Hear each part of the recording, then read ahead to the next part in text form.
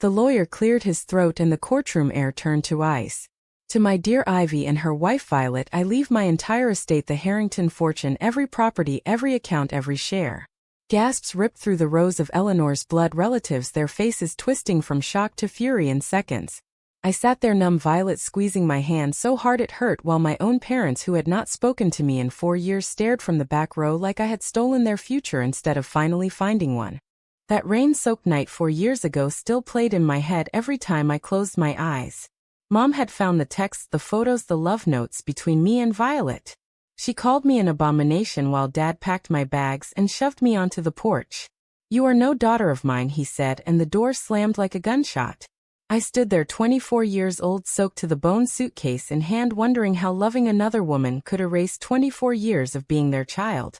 Violet drove up an hour later, her old Honda sputtering in the downpour, and we cried together in the front seat with nowhere to go. We scraped by for months, couch surfing, waitressing, dodging landlords, until the day Eleanor Harrington walked into the shelter where I volunteered. She was 78, sharp-eyed, silver-haired, and carried herself like money was just background noise. She watched me serve soup to homeless kids, then asked why a girl with my kind eyes slept on a cot in the back room. I told her the truth, no filter, no shame. She listened without flinching, then said, "Pack your things, dear. My house has too many empty rooms and my heart has too much space." Violet thought it was a trap at first, but Eleanor proved her wrong. She gave us the guest house on her estate outside Seattle, let Violet finish her nursing degree, paid my tuition for social work classes. She never asked us to hide who we were. In fact, she insisted we hold hands at dinner and told stories about her own lost love, a woman named Margaret who died in the 60s when such things were buried deep. Eleanor became the mother I lost, the safety net I never knew I needed. But safety always comes with strings. Eleanor's nephew Marcus started showing up unannounced, asking pointed questions about my relationship with his aunt. My own sister Leah texted once begging me to come home for Christmas, then slipped in a comment about how sin has consequences. Violet began waking up at night whispering, "What if we're taking advantage of her?" I pushed the doubts down because Eleanor looked at me like I was the daughter she chose, and that felt worth any price. The price started small. Family dinners where Eleanor's sister Gloria would smile too sweetly, then mutter about unnatural arrangements when she thought I couldn't hear. Job interviews where potential employers recognized my name from the local paper after Eleanor took us to a pride event, and suddenly doors closed. I told Violet we were building something real, something that would outlast the hate. But deep down I wondered if love this fierce always demanded payment in advance. Then Eleanor got sick. The diagnosis came on a Tuesday, pancreatic cancer, stage 4, 6 months at best. She called us into her bedroom, held our hands, and said, "I picked you two because you remind me what family should be, not what blood forces you to be." I cried that night alone in the garden because I finally had a mother again, and I was about to lose her. Violet held me, and for the first time I saw fear in her eyes too, not just for Eleanor, but for what would happen when the will was read. The funeral was today. White roses everywhere, the kind Eleanor loved. I stood at the casket in the black dress she bought me, whispering thank you over and over. Then the lawyer spoke, and the world exploded. Sole heirs. Me and my wife. $22 million, the mansion, the vacation homes, the trust funds. Marcus stood up yelling, "Undue influence, coercion, the old woman wasn't in her right mind." My mother actually applauded like she had won something. I sat frozen while Violet whispered, "We didn't ask for this, Ivy. But now we have to decide what it costs us to keep it." And in that moment I realized the real storm wasn't the will. It was everything that came after. Marcus stormed out of the reading room, slamming the heavy oak door so hard a painting rattled on the wall. His wife followed, shooting me a look that could curdle milk. The rest of Eleanor's relatives clustered together, whispering about lawyers and contests, and how a couple of dykes had stolen their birthright. I wanted to scream that Eleanor had chosen us because none of them had visited her in the last 2 years, unless they needed money, but the words stuck in my throat. Violet pulled me outside onto the terrace where Seattle rain misted the air like tears. We sat on the stone bench. She had helped Eleanor plant lavender around last spring. "This is insane," she said, her voice shaking. "We can't take it all. Your family is already texting me saying you owe them." My own parents called this morning asking if I was finally going to make them proud by getting what I deserved. I stared at the garden path where Eleanor used to walk with us every evening telling stories about marching for rights before it was fashionable. She chose us because we stayed. That night we lay awake in the guest house, the one that felt like home now. I replayed every conversation with Eleanor, the way she laughed when Violet burned the pancakes, the way she cried when I read her favorite book aloud during chemo. She told me once, Ivy, blood is what you are born with, but family is who shows up when the world walks out. I believed her then. I still did. But belief didn't pay legal fees or silence the voices in my head asking if I had manipulated a dying woman. The next morning my phone wouldn't stop buzzing. Mom left 3 voicemails, each one starting sweet then turning sharp. We made mistakes, honey, but family forgives. Come home and bring your friend. We can work this out, especially now that you have resources. Resources. The word tasted like rust. Leah, my sister, sent screenshots of local news articles already calling it the lesbian inheritance scandal. One headline read gold digger, or chosen daughter. I showed Violet and she laughed bitterly then cried. We drove into the city to meet Eleanor's lawyer, Mr. Caldwell, a quiet man with kind eyes who had known her for decades. He slid the full document across the desk. No contest clause, he explained, but they will try anyway. Your relationship is legal in Washington. The marriage certificate you two filed last year helps. I remembered that small courthouse wedding, just the 3 of us, Eleanor tearing up as she signed as witness. Violet had worn a simple white dress. I borrowed Eleanor's pearls. It felt perfect then. Now it felt like evidence. Marcus filed the first motion that afternoon claiming Eleanor was not of sound mind, influenced by 2 young women who preyed on her loneliness. The court date was set for 6 weeks. In the meantime, the estate was frozen except for basic living expenses. Violet picked up extra shifts at the hospital. I threw myself into my social work internship, trying to pretend normal still existed. But every night we talked about the what-ifs. What if we walked away, gave it all to charity? What if we fought and won and lost every relationship we had left? What if Eleanor was watching, disappointed that her final gift tore us apart, instead of binding us closer? My parents showed up unannounced at the gate on Friday. Dad looked smaller somehow. Mom had new lines around her mouth. We just want to talk, they said through the intercom. Violet wanted to let them in. I hesitated, then pressed the button. They sat in the living room staring at the art on the walls, the view of the sound, like they were calculating its worth. Mom started with tears. We never stopped loving you, Ivy. We were scared for your soul. Dad cut in, but now we see you have a future. We could help manage things, make sure the money is used right. I felt the old rage rise, but also the new exhaustion. Violet squeezed my knee under the table, reminding me we had built something here. After they left, I stood on the balcony watching their car disappear down the long driveway. Violet joined me, wrapping her arms around my waist.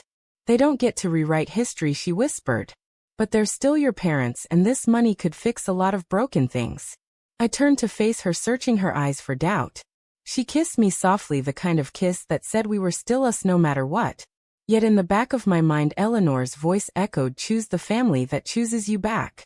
I just didn't know anymore which family that was. The following week brought more blows. A tabloid photographer camped outside the gate. Gloria, Eleanor's sister, called Violet directly, offering a settlement if we dropped our claim. 10%, she said, like she was being generous. Violet hung up on her, then punched the wall hard enough to bruise her knuckles.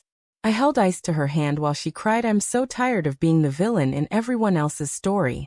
That was when I started keeping a journal again, writing down every memory of Eleanor, the way she taught me to make her famous lasagna, the late night talks about forgiveness.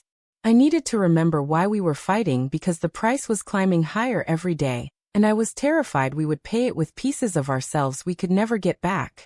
The court hearing loomed like a storm cloud, but life kept moving in small, defiant ways. Violet graduated nursing school, top of her class, and Eleanor had already paid for the ceremony even though she didn't live to see it. I watched from the audience, tears blurring the stage, as Violet walked across in her cap and gown, clutching the diploma, like it was proof we could survive anything. Afterward we drove to the cemetery, placed flowers on Eleanor's grave, and I whispered, we're trying, Mom. We're really trying. Back at the house, Marcus had started a smear campaign on social media, posting old photos of me and Violet at Pride events, captioned questions about undue influence. Comments flooded in, some supportive, most vicious. My old high school friends resurfaced, some offering fake sympathy, others asking for loans already. Leah called again, this time crying for real. Mom is sick, Ivy, really sick. The doctors say stress is making it worse. Don't you care at all? I hung up shaking because of course I cared, but caring had never been enough for them before, and now it felt like a transaction. Violet and I sat down with the financial advisor Mr. Caldwell recommended. The numbers were dizzying enough to live modestly forever, help dozens of shelters, start a foundation in Eleanor's name.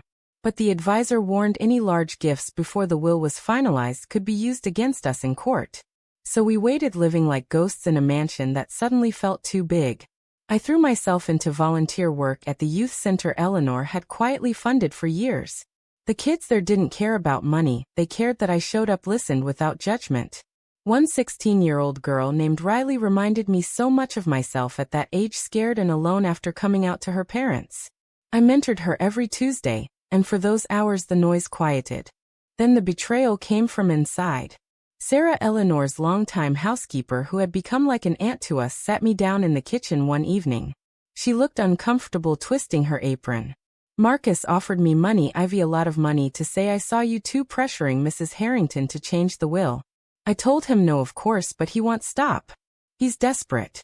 Violet walked in at that moment, heard everything, and the look on her face broke something in me. She didn't yell, she just asked quietly, is this what our life is now, people trying to buy our friends against us? I had no answer that didn't sound hollow. That night we argued for the first time in months. Violet paced the bedroom, her voice rising. Maybe we should just give them something, settle out of court. I can't watch you lose your family over this.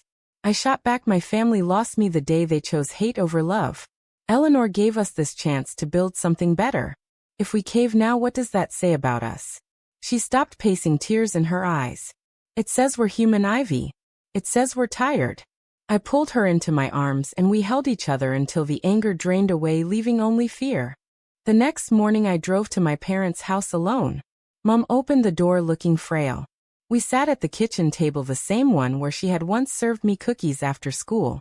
I told her the truth, no sugarcoating. Eleanor chose us because we chose her back every single day. The money isn't the point, the love is. Mom reached for my hand, but stopped halfway.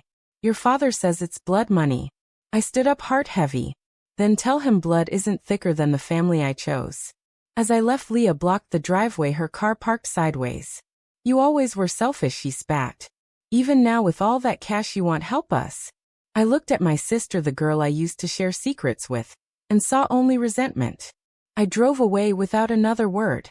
Violet met me at the gate when I returned. She had made tea the way Eleanor liked it, strong with honey.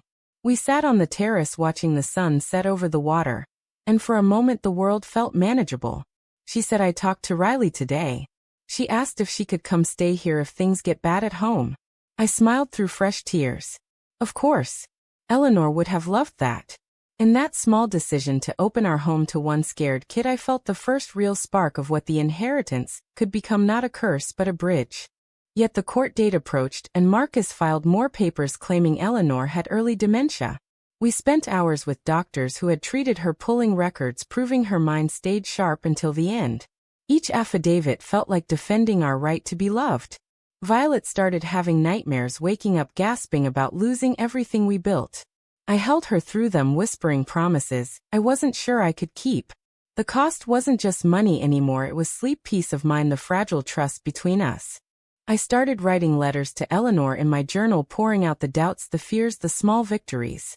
It helped. And when the judge finally set the trial for next month, I felt ready to fight, not just for the money, but for the life Eleanor believed we deserved. The trial opened on a gray Monday in downtown Seattle. Cameras flashed as we walked up the courthouse steps, Violet in a simple navy suit, I in the black dress from the funeral. Inside, the courtroom smelled of polished wood and desperation. Marcus sat at the plaintiff's table looking smug, his lawyer a shark in pinstripes. Our side had Mr. Caldwell and a team of experts. The judge, a no-nonsense woman in her 60s, called order, and the opening statements began. Marcus painted us as opportunists who wormed our way into a lonely old woman's life, exploiting her generosity. He brought witnesses, former neighbors who claimed they saw us arguing with Eleanor about money. Lies all of it, but the jury of 8 men and 4 women listened with raised eyebrows. When it was our turn, Mr. Caldwell showed videos Eleanor had recorded herself months before her death. In them she looked straight into the camera and said clearly, "Ivy and Violet are my family. I trust them with everything I have because they never asked for a single thing." The courtroom went silent. My turn on the stand came on day 3. The opposing lawyer circled me like a predator. "Did you ever discuss inheritance with Mrs. Harrington?" "Never," I answered, voice steady. "Did you encourage her to cut out her biological family?" "No, she made that choice long before we met." He smirked. "Convenient, isn't it?" I looked at the jury and spoke from the heart. "Eleanor told me once that family isn't about DNA, it's about who stays when everything falls apart. We stayed. That's not convenient. That's love." Violet testified next, stronger than I expected. She described the nights we sat with Eleanor through chemo, holding her hand through the pain. She cried when she talked about the wedding, how Eleanor gave me away like a proud mother. The jury softened, I could see it. But Marcus wasn't done. He called my mother to the stand. Mom walked in looking every inch the wronged parent. She spoke about how I had broken their hearts by choosing a sinful lifestyle, how I had abandoned them. When asked about the money, she said if my daughter has it, she should share with her real family. The betrayal stung deeper than I expected. Cross-examination was brutal. Our lawyer asked Mom if she had reached out before the will was public. She hesitated, then admitted no. Asked if she still believed my love for Violet was a sin, she said yes with conviction. The courtroom murmured. Violet reached for my hand under the table, and I held on like a lifeline. That evening we drove home exhausted. Riley had moved into the guest room. Her parents had kicked her out after she came out. She hugged us both, and for the first time the house felt alive again. Over dinner, Riley asked why people hate so much. I told her the truth: some people fear what they don't understand, but love is stronger than fear. Violet smiled at me across the table, and in that moment I believed it. The next week brought Gloria to our door. She looked older, defeated. She didn't want to fight anymore, she said. Marcus had dragged her into this, and now she just wanted peace. She offered to drop her support for the lawsuit if we gave her a small stipend for her retirement. We agreed, not out of weakness but because Eleanor would have wanted mercy. Gloria cried when she left, whispering thank you. I never thought kindness would come from that side. But the real test came when Leah showed up at the youth center where I worked. She waited until my shift ended, then followed me to my car. "I'm sorry," she said, tears streaming. "I was jealous. Mom and Dad put so much pressure on me to fix you, and I hated you for making it impossible." She pulled out a letter from Dad. He was dying, cancer eating him from the inside. He wanted to see me before the end. I read the letter, hands shaking. It said simply, "Come home, Ivy." I was wrong. I drove to the hospital that night alone. Dad lay in the bed, thin and pale. He reached for my hand and whispered, "I love you, kiddo." Always did. Even when I couldn't say it. Mom sat in the corner crying quietly.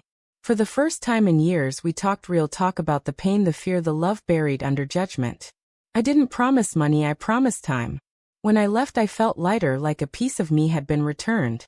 Violet waited up for me. I told her everything and she listened without judgment. Then she said, "I think Eleanor knew this would happen. She gave us the means to heal not just ourselves but the broken parts around us." We made love that night, not out of passion but out of gratitude, the kind of connection that says we are still here, still choosing each other. The trial wrapped the following week. The judge ruled in our favor, the will stood. Marcus stormed out threatening appeals, but we knew the fight was over. As we walked out of the courthouse free at last, Violet turned to me and said, "Now what?" I smiled. Now we lived the life she believed we could. The money hit our accounts 2 weeks later after the appeals window closed. $22 million felt unreal, like a dream I was scared to wake from. We paid off Violet's student loans, set up college funds for Riley and 3 other kids at the center. I started the Eleanor Harrington Foundation for LGBTQ youth, providing housing, counseling, and scholarships. The first grant went to a shelter in my old neighborhood, the one where Eleanor had found me. But freedom brought new shadows. My parents called regularly, now polite, almost timid. Dad was in remission, thank God, and Mom baked cookies she sent over with Leah. They never asked for money outright. But the hints were their college for my niece, new car for Leah.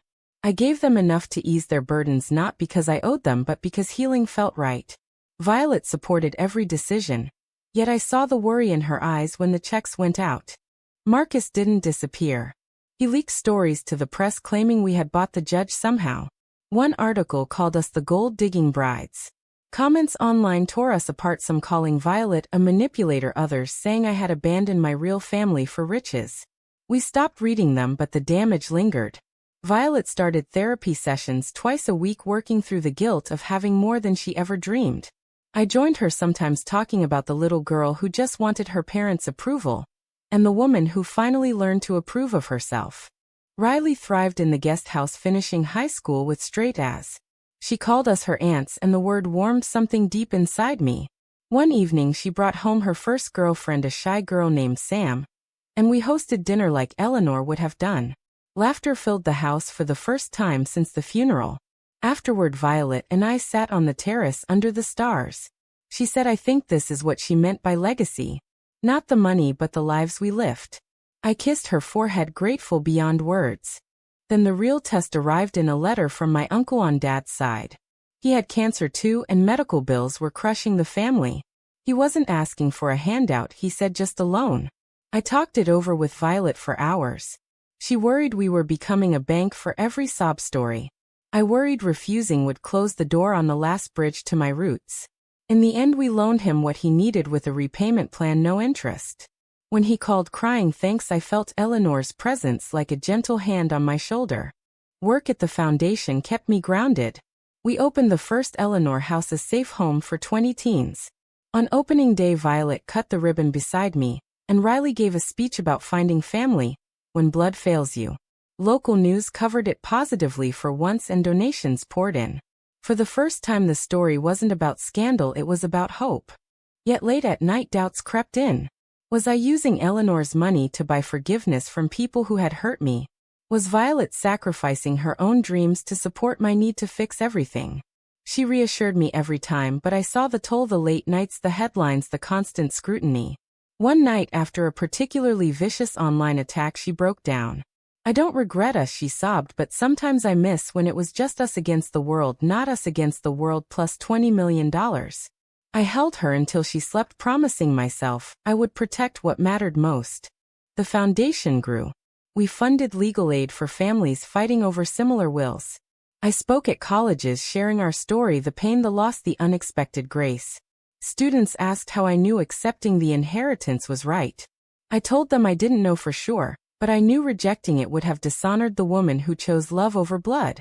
Violet stood beside me at every talk, her hand in mine, the quiet strength that kept me standing. 6 months after the ruling, we took our first real vacation. Just the two of us, to a cabin on the Olympic Peninsula. No phones, no foundation emergencies, no family drama. We hiked through ancient forests, cooked simple meals, and talked for hours about the future. Violet wanted to open a free clinic for LGBTQ seniors, inspired by Eleanor's stories of hidden lives. I wanted to write a book about chosen family. We sketched plans on napkins, laughing like we were 24 again, with nothing but each other. Back home, the world waited. Dad called to say the loan was repaid early with interest.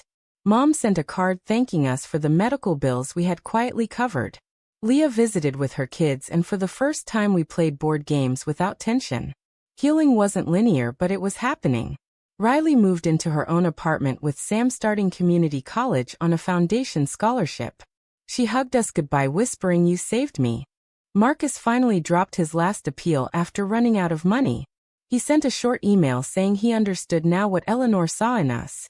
I replied with an invitation to the next foundation gala. Forgiveness wasn't forgetting, but it was moving forward.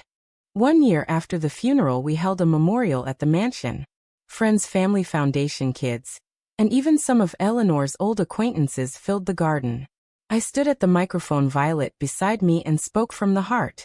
Eleanor taught me family is a choice. She chose us, and today we choose to carry her light forward. Violet added her own words about love that outlives judgment. As the sun set, we released lanterns into the sky, each one carrying a memory, a promise, a thank you. That night, alone in our room, I looked at Violet, the woman who had stood by me through every storm. The money had changed everything and nothing. We were still us, still fighting, still loving fiercely. But the scars remained reminders of the price paid in tears and trust in sleepless nights. I asked her softly, "Do you ever wish we had walked away from it all?" She smiled, tracing my cheek. "Never. Because walking away would have meant walking away from the life Eleanor believed we deserved." As I write this now 2 years later, the foundation has helped over 500 young people. Violet runs her clinic with a waiting list. My parents visit often, no longer asking for anything, just bringing love. Riley calls us every Sunday. The world still has its prejudices, but we have built a small corner where love wins. Yet every time I pass Eleanor's portrait in the hallway, I hear her voice asking the question I still wrestle with in quiet moments. Was the fortune worth the fractures it revealed in every relationship, or did the true inheritance lie in learning which bonds were strong enough to survive the truth of who I am? So I leave you with the same question that keeps me awake some nights. When love and legacy collide, and the price is measured in broken families and mended hearts, was accepting everything she left behind the right choice or the ultimate selfish act?